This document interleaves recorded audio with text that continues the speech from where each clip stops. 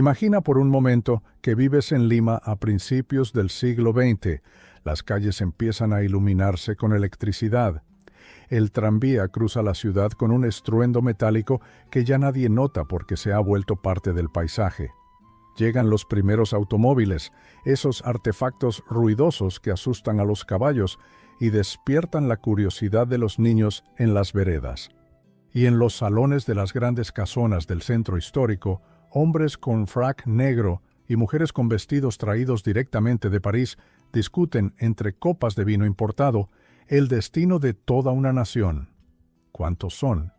Tal vez unas pocas decenas de familias. Y sin embargo, en sus manos está todo: los bancos, las haciendas, el Congreso, los tribunales y hasta los diarios. Bienvenidos a la República Aristocrática del Perú. Este período, que transcurrió entre 1895 y 1919, no fue una república común. El historiador Jorge Basadre fue quien le dio ese nombre, y lo hizo con una razón muy precisa. Fue una etapa caracterizada por el control político y económico ejercido por una élite social nucleada en torno al partido civil, cuya base de riqueza residía en la agroexportación, principalmente azúcar y algodón, la minería y las finanzas.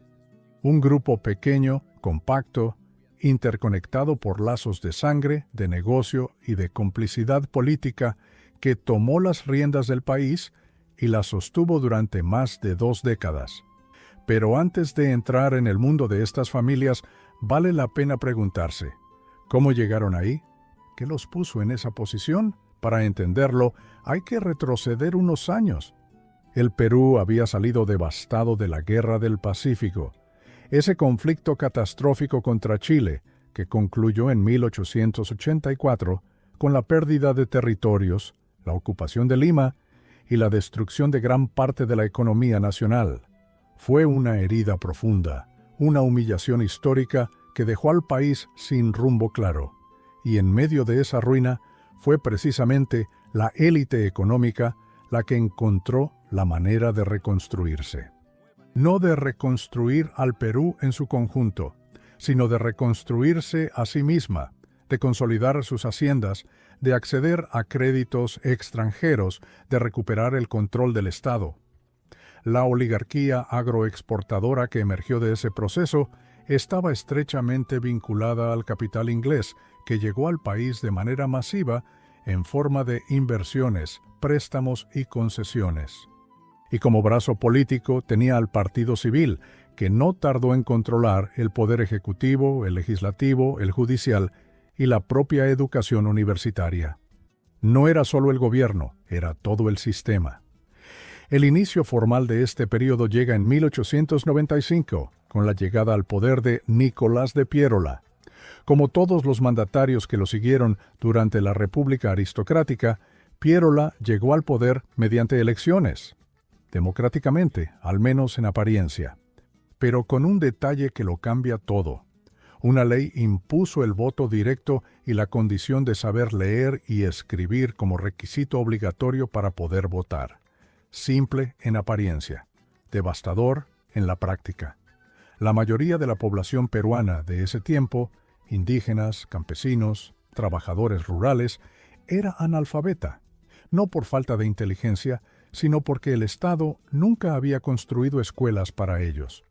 El resultado fue una base electoral reducida a los sectores que ya tenían acceso a la educación, exactamente los mismos grupos que manejaban las finanzas, las haciendas y el comercio. Entonces, sí, elecciones, pero solo para los que ya tenían poder. ¿Y quiénes eran exactamente esas personas? El Partido Civilista estaba formado por grandes propietarios de tierras y edificios urbanos, productores de azúcar y algodón, abogados de prestigio y médicos notables. Todos ellos vivían en un mundo integrado por matrimonios cuidadosamente calculados entre los mismos grupos familiares, generación tras generación. El investigador Dennis Gilbert, quien estudió en profundidad este periodo, describió al núcleo de esta élite como un grupo conocido informalmente como los 24 amigos, hombres que se reunían en el Club Nacional de Lima para discutir los asuntos del país. Entre ellos figuraron 2 presidentes de la República, 8 ministros de Economía y los propietarios de los principales diarios de circulación nacional. 24 personas, el Club Nacional, reuniones privadas. Allí se decidía el rumbo de un país de millones. Y no es exageración, es exactamente lo que registran los documentos históricos del período. Esta élite cerrada y paternalista no solo ganó el control del Estado, lo usó activamente para promover sus propios intereses, leyes que favorecían a los grandes propietarios, códigos de aguas que beneficiaban a las haciendas, concesiones mineras entregadas a las mismas familias que escribían las leyes. Un sistema que se retroalimentaba a sí mismo con una eficacia notable. Ahora bien, ¿cómo vivían estas familias? ¿Qué veían al despertar por la mañana? Lima, en esos años, estaba en plena transformación. Las élites miraban a Europa en su vida cotidiana, especialmente hacia París. Las avenidas principales como La Colmena y el Paseo Colón comenzaron a irradiar una fisonomía francesa que era signo y norte de un modo de existir. La arquitectura de las nuevas casonas imitaba los palacios parisinos con fachadas de piedra tallada, balcones de hierro forjado y techos de mansarda. Las señoras de la élite compraban sus vestidos directamente en París. Los hombres viajaban regularmente a Europa, no como turistas ocasionales, sino como quien regresa a un segundo hogar. Se educaban allá, negociaban allá, y volvían con ideas, modas y conexiones que reforzaban aún más su distancia del resto del país. El jueves 11 de junio de 1903 se inauguró el nuevo hipódromo de Santa Beatriz, ubicado en el actual Campo de Marte, gracias al esfuerzo del Jockey Club de Lima. Su elegante arquitectura, una curiosa mezcla de estilos afrancesados, y su ubicación en un inmenso campo verde lo convirtieron en uno de los lugares favoritos de reunión de los altos círculos limeños. Allí se celebraron fiestas, se cerraron negocios, se acordaron matrimonios y se consolidaron alianzas políticas, todo bajo el pretexto de ver correr a los caballos. El hipódromo, el teatro municipal, la ópera, las recepciones diplomáticas en los salones del Palacio de Gobierno. Esa era la geografía cotidiana de la aristocracia limeña. Y el sábado 2 de enero de 1897, algo completamente nuevo llegó a la ciudad. La primera función pública de cine en Lima, realizada en el Jardín de Estrasburgo, una célebre confitería ubicada en la Plaza de Armas. El aparato utilizado fue el Vitascope, patentado por Thomas Alva Edison. Entre los asistentes a esa primera función estuvo el propio presidente Pierre Ola. La élite limeña, que siempre había mirado a Europa con nostalgia, podía ahora ver en movimiento los cafés de los Campos Elíseos, el Arco del Triunfo, las calles de París, y eso los fascinaba profundamente. Pero mientras todo esto ocurría en Lima, ¿qué pasaba en el resto del Perú? Las grandes familias de los negocios limeños compartían el poder con terratenientes serranos de mentalidad muy diferente, que mantenían un régimen casi feudal en la mayor parte de la sierra peruana. En esas regiones, el señor de la hacienda era la ley. Impartía justicia, controlaba el acceso al agua, determinaba quién trabajaba y quién no, y en muchos casos sostenía su autoridad no solo con dinero, sino con violencia directa sobre el campesinado. El poder de la oligarquía como tal era principalmente limeño y costeño. En las regiones del interior, otras oligarquías locales mandaban con sus propias reglas, en sus propios territorios, con muy poca intervención del gobierno central. Una república con muchos reinos dentro, y cada uno con sus propios señores. Aquí aparece la fractura fundamental que va a recorrer todo este período. Por un lado, Lima moderna, europea, elegante, con sus tranvías y sus cines y sus bailes de máscaras. Por el otro, la sierra peruana con sus haciendas de estructura colonial. Sus campesinos sin derechos reconocidos, su miseria completamente invisible para los salones del Club Nacional. Y en medio de todo eso, 5 familias se destacaron sobre todas las demás. 5 apellidos que aparecen una y otra vez en los documentos del período, en los registros bancarios, en las actas del Congreso, en las páginas de sociedad de los diarios, en los títulos de propiedad de las haciendas más grandes del país. Los Prado, los Aspílaga, los Gildemeister, los Romero, los Pardo. Cada una con su propia historia, su propia fuente de riqueza, su propio estilo de vida, pero todas unidas por algo esencial, la convicción de que el Perú era en cierta forma suyo, que ellos eran los llamados a gobernarlo, a administrarlo, a darle forma. Hay un ejercicio mental que vale la pena hacer antes de seguir. Imagina que en una sola familia hay un presidente de la República, un fundador de banco, un rector universitario, un canciller, un presidente del Club Nacional y un presidente del Jockey Club. No en distintas épocas separadas por siglos, en la misma generación, en los mismos años, bajo el mismo apellido. Eso eran los Prado. El patriarca del que todo parte es Mariano Ignacio Prado, el general que gobernó el Perú durante la Guerra del Pacífico y que, al terminar el conflicto, dejó un legado profundamente controversial. Sobre él se tejió una leyenda negra que afirmaba que había huido del país llevándose fondos del erario nacional. Varios historiadores investigaron ese episodio y concluyeron que la acusación era infundada. El dinero fue enviado mediante cheques y letras de cambio por el propio ministro de Hacienda y se usó para comprar armamento naval. Pero la leyenda persistió, alimentada por sus enemigos políticos, y marcó a la familia durante décadas. Lo que sí es cierto es que sus hijos, lejos de hundirse en la sombra paterna, construyeron uno de los imperios económicos más poderosos que el Perú haya conocido. El arquitecto de ese imperio fue Mariano Ignacio Prado Ugarteche, segundo hijo del general, nacido en Lima en 1870. El historiador Jorge Basadre lo describió sin rodeos como la figura económica peruana más importante del período comprendido entre el final del siglo XIX y los primeros 20 años del siglo XX. No un político, sino un empresario de visión moderna, que entendió que el poder real no estaba solo en las haciendas y en los cargos públicos, sino en las instituciones financieras que movían el dinero de todos.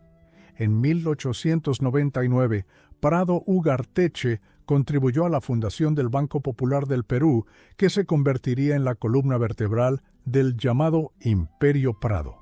Pero no se detuvo ahí. En 1902 organizó la empresa de alumbrado eléctrico de Santa Rosa, que en 1906 absorbió a sus competidores en Lima y el Callao para formar las empresas eléctricas asociadas bajo su propia gerencia.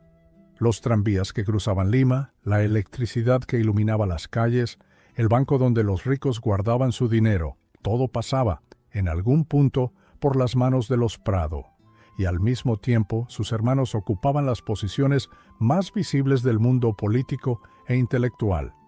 Javier Prado Ugarteche fue canciller, presidente del Consejo de Ministros y rector de la Universidad de San Marcos. Jorge Prado Ugarteche fue primer ministro. Manuel Prado Ugarteche llegó a ser presidente de la República en 2 ocasiones distintas.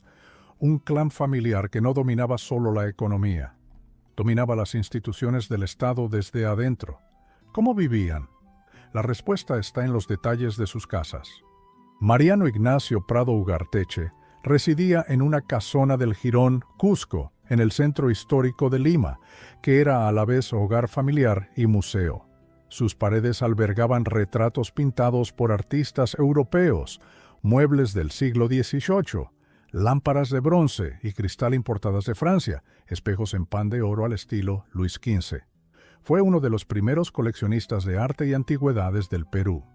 En la sala principal colgaba un retrato de su madre, Magdalena Ugarteche, pintado por Edouard Vienot, un pintor francés que había retratado a la corte del emperador Pedro II de Brasil. No era decoración, era una declaración de estatus.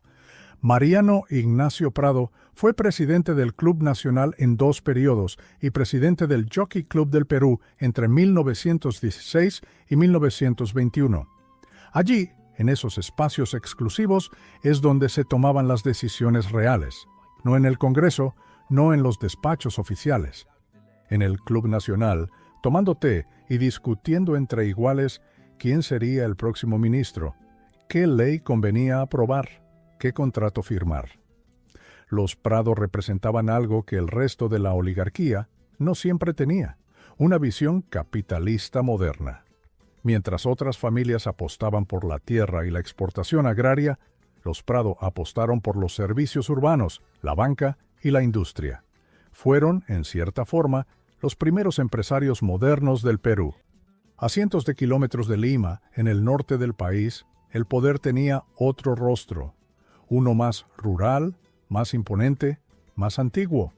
En el valle del río Osaña, en la región de Lambayeque, se extendía la hacienda Cayaltí, un latifundio enorme de caña de azúcar interminable que desde mediados del siglo XIX estaba en manos de la familia Aspílaga Anderson.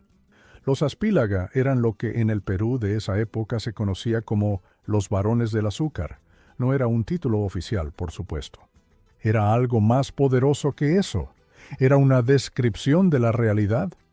Familias que controlaban territorios tan extensos que dentro de sus propiedades tenían más autoridad que las propias instituciones del Estado. A mediados del siglo XIX, la hacienda Cayaltí tenía la producción anual de azúcar más alta de todo el país. Y en la época de la República aristocrática, en las primeras décadas del siglo XX, los Aspílaga habían consolidado su posición hasta convertirse en uno de los pilares del Partido Civil, tanto que Antero Aspílaga Anderson fue candidato presidencial en 2 ocasiones, en 1912 y en 1919, representando al ala más tradicional del civilismo. Ambas veces perdió. Pero el solo hecho de que el propietario de Cayaltí fuera la figura central del partido gobernante dice todo sobre cómo funcionaba el sistema. ¿Cómo era la vida en la hacienda? Para la familia, espléndida. La casa hacienda de Cayaltí era una mansión rural de estilo aristocrático, con salones amplios, personal de servicio numeroso, jardines y una organización interna que imitaba en miniatura la vida de los grandes señores europeos. Los Aspílaga viajaban regularmente a Lima, mantenían vínculos con el mundo político de la capital y administraban su territorio con la autoridad de quien no necesita pedir permiso a nadie. Pero para los trabajadores, la realidad era radicalmente distinta. La hacienda funcionaba mediante un sistema de enganche, que era la forma de reclutamiento laboral más característica de las grandes plantaciones costeñas de ese tiempo. Un representante de la hacienda, el enganchador, viajaba a las zonas pobres de la sierra con dinero en mano. Le ofrecía a un campesino un adelanto, una suma de dinero que representaba un alivio inmediato para una familia en apuro. Ese adelanto era un anzuelo. El trabajador quedaba obligado a pagarlo con su trabajo en la hacienda, y dentro de la hacienda, los salarios eran tan bajos y las deudas se acumulaban tan rápido que muchos trabajadores jamás lograban liquidar lo que debían. La deuda era permanente, y al recibir el jornal, una parte ya estaba retenida a cuenta de lo que se debía. Peor aún, el pago a veces no se hacía en moneda corriente sino en fichas, una especie de moneda interna que solo tenía valor dentro de los límites de la hacienda. En las tiendas que la propia hacienda administraba, el trabajador podía comprar lo que necesitaba únicamente ahí a los precios que la hacienda fijaba. Era un sistema que amarraba al hombre a la tierra de una manera que no era muy diferente, en la práctica, a la servidumbre. Lambayeque y la libertad. Caña de azúcar en campos infinitos, bajo el sol de la costa norte, y en el horizonte la silueta de la casa hacienda donde la familia Aspílaga dormía entre sábanas importadas. Un poco más al norte, en el valle de Chicama, en la región de La Libertad, había surgido un poder diferente, más reciente, más mecánico, más imponente todavía. La hacienda Casa Grande, que llegaría a ser en su momento el mayor ingenio azucarero del mundo, no pertenecía a una familia peruana tradicional, pertenecía a los Gildemeister, una familia de origen alemán que había llegado al Perú como comerciantes y que, con una visión empresarial que ninguno de sus contemporáneos igualaba, había construido en el norte peruano un verdadero imperio agroindustrial. Todo comenzó con Juan Gildemeister, un empresario alemán que en 1887 adquirió la hacienda Casa Grande, entonces en graves dificultades financieras tras los estragos de la Guerra del Pacífico. Gildemeister no compró solo una hacienda. Con los años compró 8 haciendas distintas en el Valle de Chicama: Laché, Sausal, Chaque, Pizcaíno, Gasñape, Molino y otras, absorbiendo a los medianos propietarios locales que no podían competir con su capacidad de inversión. Al morir Juan Gildemeister en Lima, el 31 de mayo de 1898, asumió la dirección del negocio su sobrino Enrique Gildemeister. Y fue Enrique quien llevó la hacienda a una escala que nadie había imaginado. En 1910 se asoció con una casa comercial de Bremen, Alemania, y trajo ingenieros alemanes y un ingenio azucarero completo, capaz de procesar 3.000 toneladas de caña por día. Era una cifra extraordinaria para la época. Casa Grande se convirtió así en uno de los primeros ingenios azucareros del mundo en términos de capacidad industrial. En 1915, en plena expansión, los Gildemeister obtuvieron del gobierno peruano la concesión del puerto de Malabrigo, en la Costa de la Libertad, para exportar su azúcar directamente al mercado internacional, sin intermediarios. Ese movimiento generó un debate enorme en Lima, que un particular, extranjero además, tuviera el control de un puerto para exportar sin pagar impuestos era una concentración de poder, que incomodaba incluso a otros sectores de la misma oligarquía. Pero los Gildemeister tenían el dinero, las conexiones y la tecnología. Y en el Perú de la República Aristocrática, eso era suficiente. La hacienda tenía su propia lógica interna. Dentro de Casa Grande funcionaba un sistema de justicia privada documentado en lo que se conocía como el Libro Negro de la Hacienda, un registro de actas donde se asentaban los juicios internos contra trabajadores despedidos por causas diversas.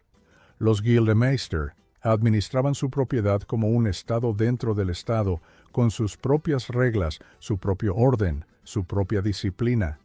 Las conexiones de la familia con Alemania eran profundas y permanentes.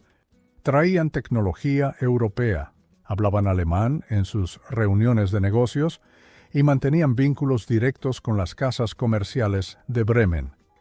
Mientras los Aspílaga representaban la aristocracia agraria criolla del norte, los Gildemeister representaban algo diferente, el capitalismo industrial moderno con toda su eficiencia y toda su frialdad.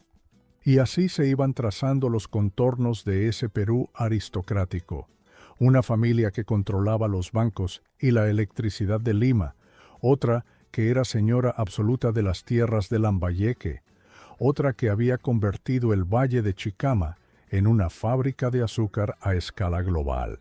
3 maneras distintas de acumular poder, 3 maneras distintas de ejercerlo, pero todas convergiendo en el mismo punto, la certeza de que el Perú era en lo esencial suyo. Hasta ahora hemos visto familias que llegaron al poder desde adentro, desde las haciendas del norte peruano, desde los bancos del centro de Lima, desde los ingenios azucareros del Valle de Chicama.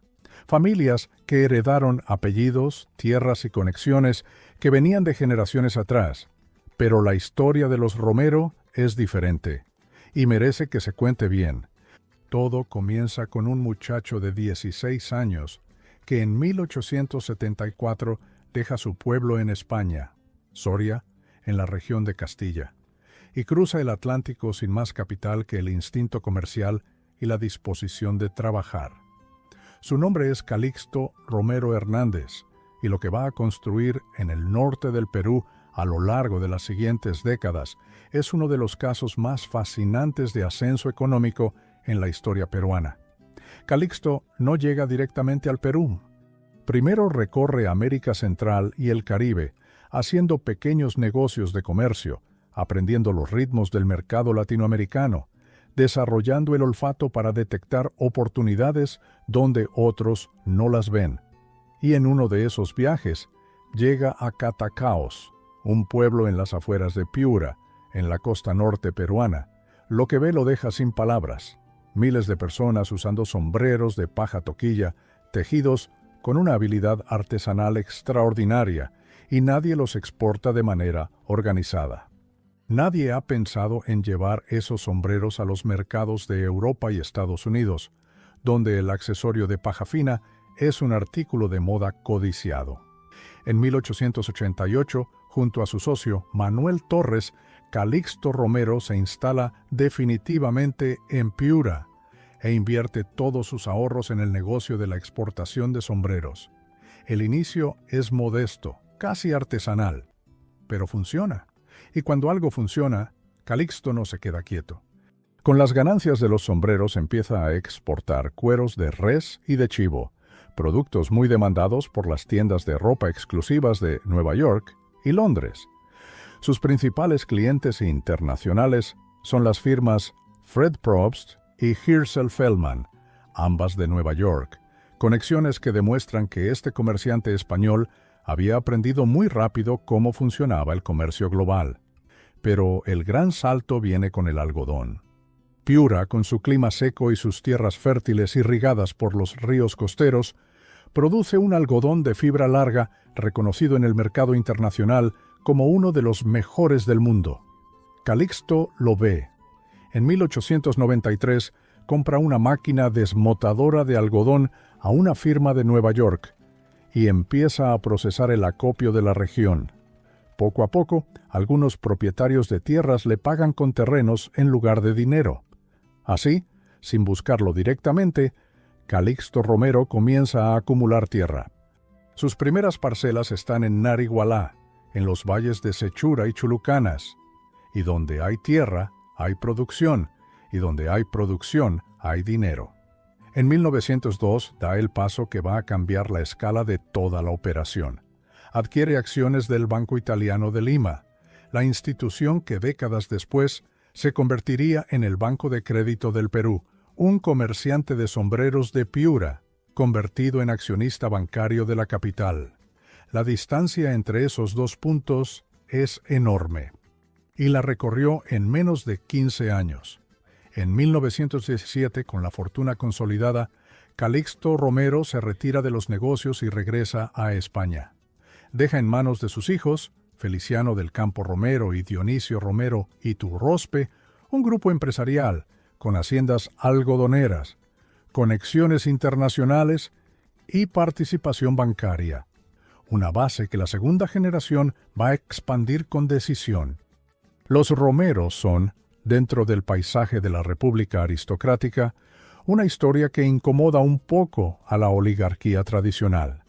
No tienen apellidos coloniales, no tienen títulos, no tienen haciendas heredadas de siglos atrás. Lo que tienen es dinero ganado con trabajo, olfato y una capacidad notable para detectar dónde estaba la próxima oportunidad.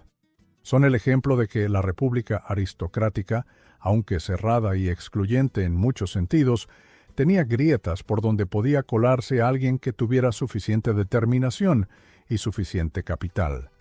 Y luego están los Pardo, la familia que encarna, quizás más que ninguna otra, lo que el historiador peruano Jorge Basadre quiso decir cuando llamó a este periodo República aristocrática. El patriarca del linaje es Manuel Pardo y Lavalle, fundador del Partido Civil y primer presidente civil del Perú, que gobernó entre 1872 y 1876 y fue asesinado en 1878, mientras presidía el Senado.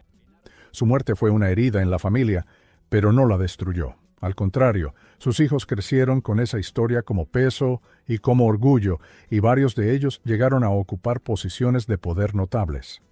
El más visible durante la República aristocrática es José Pardo y Barreda, tercer hijo de Manuel. Nacido en Miraflores en 1864, estudió en el Instituto de Lima bajo la dirección de profesores alemanes, luego ingresó a la Universidad de San Marcos y obtuvo el doctorado en Ciencias Políticas y Administrativas. Fue rector de la misma universidad, ministro de Relaciones Exteriores y presidente de la República en 2 períodos no consecutivos, de 1904 a 1908 y de 1915 a 1919. El historiador que busca una sola imagen que resuma el poder de la familia Pardo en esa época, tiene una escena disponible, mencionada por el propio testimonio histórico de la época. Cuando José Pardo asumió su primer mandato, en los puestos clave del Estado había un Pardo en la presidencia, un miembro de la familia en la Cancillería, otro en la Corte Suprema, otro en la Alcaldía Municipal de Lima, otro en el Ministerio Público, otro en el Congreso, y así, sucesivamente, por todas las ramas del poder. Una familia sola, diseminada por todas las instituciones del Estado, como si el país fuera un árbol, y los Pardo sus raíces. La hacienda familiar era Tumán, en Lambayeque, una de las grandes plantaciones azucareras de la costa norte, vecina de la Cayaltí, de los Aspíllaga. Los Pardo también eran varones del azúcar, pero además eran juristas, diplomáticos, rectores, presidentes. Su poder no era solo económico, era intelectual y político al mismo tiempo, algo que los distinguía incluso dentro del círculo cerrado de la oligarquía. José Pardo y Barreda fue el único presidente civilista reelegido de toda la República aristocrática, y también fue el último de los llamados hombres de frac que ocuparon el Palacio de Gobierno en ese período. En 1919, con su gobierno terminando entre huelgas obreras y tensiones sociales crecientes, Augusto Leguía dio un golpe de Estado y puso fin a la era que los Pardo habían ayudado a construir. José Pardo partió al exilio en el sur de Francia, donde vivió 11 años antes de regresar a Lima. Murió en 1947. Pero hay una pregunta que nadie puede evitar hacer cuando examina este periodo. ¿Cómo era la vida cotidiana de estas familias? ¿Qué veían? ¿Qué escuchaban? ¿Qué comían? ¿Cómo llenaban sus horas? Lima, durante la República aristocrática, era una ciudad en transformación acelerada. La avenida La Colmena y el Paseo Colón se habían convertido en los ejes de la modernidad urbana, con fachadas de piedra tallada que imitaban las grandes boulevards de París. La electricidad iluminaba las calles del centro histórico. El tranvía conectaba Lima con el Callao y con los barrios residenciales del sur. Y en los salones de las casonas del Jirón de la Unión y de los nuevos distritos de Miraflores y San Isidro, la vida social de la élite transcurría con una regularidad casi litúrgica. En un país donde el 80% de la población vivía en el campo al comenzar el siglo, Lima era otra realidad. Una burbuja elegante y cosmopolita que miraba a Europa con admiración permanente. Las grandes familias frecuentaban el hipódromo de Santa Beatriz, inaugurado en 1903 por el Jockey Club, asistían a las funciones del Teatro Politeama, donde llegaban compañías de ópera italiana y se reunían en el Club Nacional para tomar decisiones que el resto del país no sabía que se estaban tomando. En el año 1908, Leguía fue elegido presidente con 133.730 votos. Pardo, en su primer mandato, había sido elegido por cerca de 98.000 electores. En 1915, el Perú entero tenía apenas 145.000 votantes registrados. En un país de 5 millones de habitantes, en su mayoría campesinos e indígenas excluidos del padrón electoral por la exigencia del alfabetismo, el destino de la nación era decidido por un número de personas que cabría cómodamente en un estadio mediano. Y dentro de ese universo reducido, las 5 familias que hemos conocido en estos 3 capítulos eran las más visibles, las más influyentes, las más poderosas. Los Pardo, con su banco y sus empresas eléctricas y su residencia en el Jirón Cusco. Los Aspíllaga, con su hacienda Cayaltí, y su candidato presidencial que perdió 2 veces, los Gildemeister, con su ingenio azucarero en el Valle de Chicama, que procesaba 3.000 toneladas de caña por día. Los Romero, con su algodón de Piura y sus acciones en el Banco Italiano. Los Pardo, con sus 2 presidentes y su linaje político de 3 generaciones. 5 apellidos, un país. Hay una pregunta que ningún documentario honesto sobre la República aristocrática puede evadir. Y es esta. Mientras los Prado, los Aspíllaga, los Gildemeister, los Romero y los Pardo vivían en sus mansiones, manejaban sus bancos y decidían el destino del país en las reuniones del Club Nacional, ¿qué estaba pasando con el resto del Perú? La respuesta es incómoda y necesaria. Empecemos por la sierra. En el altiplano de Puno, en los valles del Cusco, en las laderas de Ayacucho y Apurímac, vivía la mayoría de la población peruana. Eran indígenas quechua-hablantes, descendientes de las civilizaciones precolombinas que al comenzar el siglo XX seguían atrapados en un sistema de relaciones laborales que no era muy diferente, en lo esencial, al que había existido durante la colonia. El sistema se llamaba llanaconaje. El campesino indígena trabajaba las tierras del hacendado a cambio del derecho a cultivar una pequeña parcela para su propio sustento. No recibía un salario en dinero. Trabajaba para el señor de la hacienda como condición de existencia. El mayordomo o capataz era quien ejecutaba, con violencia si era necesario, las órdenes del hacendado ausente, porque el dueño de la hacienda casi nunca vivía en ella. Estaba en Lima, en sus salones, en sus clubes, en sus viajes a Europa. La hacienda era un origen de renta. El indio era el mecanismo que la producía. ¿Quién ejercía el poder real en esas regiones? El gamonal. Una figura que el historiador y pensador José Carlos Mariátegui describió como el señor feudal de los Andes peruanos, el gran terrateniente de la sierra, que combinaba el poder económico con la autoridad política local, que controlaba al juez de paz, al párroco, al subprefecto, y que usaba esa red de complicidades para acumular tierras y someter al campesino indígena a condiciones de vida miserables. Y la relación entre el gamonal y el poder central no era de conflicto, era de complicidad. El gobierno de Lima necesitaba a los gamonales para mantener el control en las regiones. Los gamonales necesitaban al gobierno de Lima para que nadie interrumpiera su autoridad sobre la tierra. Un acuerdo tácito, sólido y brutal. Tú me dejas gobernar mi hacienda como quiera, y yo te mando representantes al Congreso que votan lo que tú necesitas. El racismo era el aceite que lubricaba todo el sistema. Era un componente indispensable en la mentalidad del gamonal y en la de la oligarquía costeña también. Existía una jerarquía racial que nadie nombraba abiertamente, pero que todos practicaban: el blanco de Lima en la cima, el mestizo en el medio, el indio en el fondo, hombres de a caballo y hombres descalzos, hombres que hablaban castellano en las reuniones de gobierno, y hombres que hablaban quechua y no podían votar porque la ley exigía saber leer. En un país de 5 millones de habitantes, donde el 80% vivía en el campo, las elecciones eran un asunto de 145.000 personas. El resto simplemente no existía en el mapa político del sistema. Pero ese Perú invisible no era un Perú pasivo. Y allí está uno de los episodios más impactantes y menos contados de la República aristocrática. En 1915, en las provincias de Azángaro y Huancané, en el altiplano de Puno, un hombre tomó una decisión que sacudió los cimientos del sistema.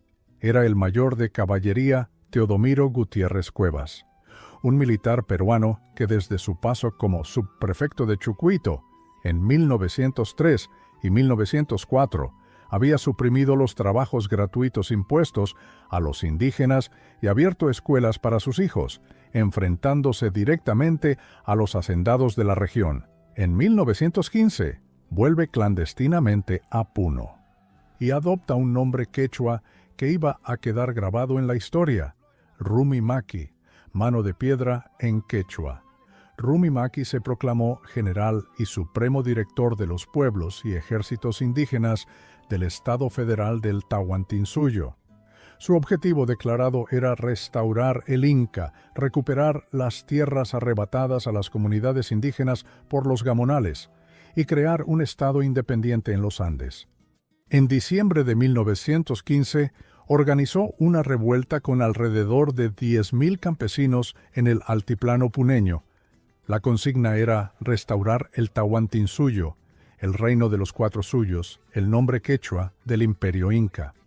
Los preparativos fueron delatados por campesinos leales a los hacendados, y el levantamiento fue adelantado y finalmente sofocado por las fuerzas del gobierno. Rumi Maki fue apresado, llevado a Arequipa, juzgado y logró escapar en enero de 1917. A partir de ahí, su rastro se pierde en la historia, pero su nombre no desaparece, porque lo que Rumi Maki representaba, la desesperación acumulada de generaciones de indígenas despojados de sus tierras, excluidos del sistema político, sometidos a un régimen de servidumbre disfrazada, era una realidad que no podía seguir ignorándose indefinidamente. Mientras los 24 amigos se reunían en el Club Nacional a discutir el manejo del país, en el altiplano de Puno 10,000 campesinos tomaban las armas. Lima y Puno eran, en 1915, dos planetas diferentes. En las ciudades, el descontento tenía otro rostro. El crecimiento económico de la República Aristocrática no había sido equitativo.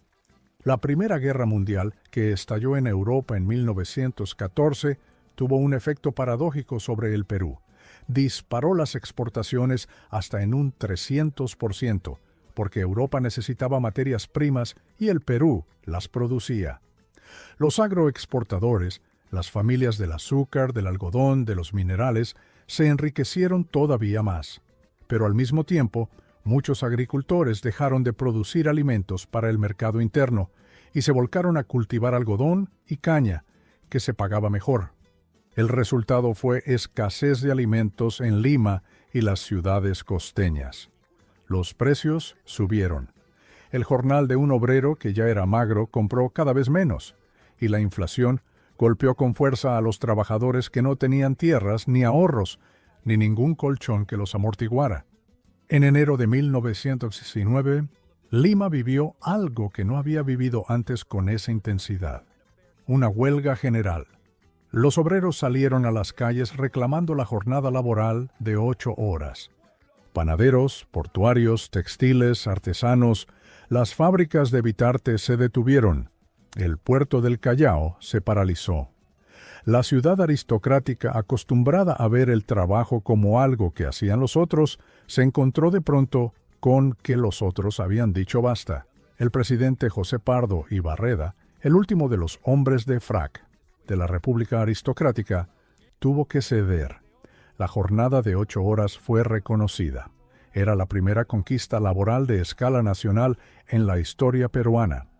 Una victoria enorme para los trabajadores y una señal clarísima de que el sistema no podía seguir funcionando como había funcionado. Agosto 1919. El gobierno de José Pardo llega a su fin entre huelgas, tensiones sociales y una ciudadanía que exige cambios que la oligarquía no está dispuesta a dar. Las elecciones se convocan. El candidato del Partido Civil, una vez más, es Antero Aspíllaga, el propietario de la hacienda Cayaltí, el barón del azúcar que ya había perdido la candidatura en 1912. El símbolo perfecto de un sistema que no quería renovarse. Su rival es Augusto B. Leguía, un hombre de clase media provinciana de Lambayeque, que había sido ministro de Hacienda, que tenía vínculos con el capital inglés y norteamericano y que prometía algo nuevo, una patria nueva, en sus propias palabras. Los obreros, los empleados, los militares de media graduación, los artesanos, los comerciantes descontentos, todos vieron en Leguía su oportunidad. Las elecciones se realizaron y Leguía ganó, pero el civilismo comenzó a maniobrar en el Congreso, controlado por sus representantes, para anular resultados provinciales y revertir el triunfo. Leguía no esperó. El 4 de julio de 1919, antes de que el Congreso pudiera consumar esa maniobra, dio un golpe de Estado. depuso al gobierno de Pardo con menos de un mes de anticipación al final de su mandato, y convocó a una asamblea constituyente que le otorgó poderes reforzados. La república aristocrática había terminado, formalmente al menos. ¿Y qué pasó con las familias? Algunas sobrevivieron mejor que otras. Los Prado continuaron con su imperio hasta los años 70, cuando el general Juan Velasco Alvarado, con su reforma agraria de 1969, expropiando haciendas y empresas, puso fin al mundo que habían construido. Los Romero, más ágiles, más diversificados, lograron adaptarse. Los bonos de la expropiación de sus tierras los convirtieron en capital industrial. Y la familia que había empezado con sombreros de paja en Piura terminó siendo uno de los grupos empresariales más poderosos del Perú del siglo XXI. Los Gildemeister perdieron Casa Grande en 1969, cuando los tanques y camiones del ejército de Velasco ingresaron a la hacienda para tomar sus instalaciones y desalojar a la familia que había construido el mayor ingenio azucarero del mundo. Los Aspíllaga perdieron Cayaltí en la misma reforma. Los Pardo habían perdido antes. José Pardo y Barreda murió en 1947, en un país que ya no era el que él había gobernado. Pero la pregunta más profunda no es ¿qué pasó con las familias? Es ¿qué pasó con el Perú? La República Aristocrática fue un periodo de crecimiento económico real, de modernización urbana genuina, de estabilidad política notable para un país con la historia convulsa del Perú. José Pardo impulsó la educación primaria gratuita y gratuita a escala nacional. Se construyeron ferrocarriles, se electrificó Lima, llegaron el teléfono y el cine y el automóvil.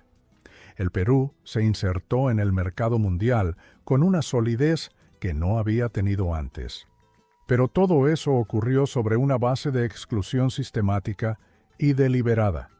El 80% de la población, indígena, campesina, analfabeta, no por naturaleza sino por abandono del Estado, quedó fuera de los beneficios de ese crecimiento.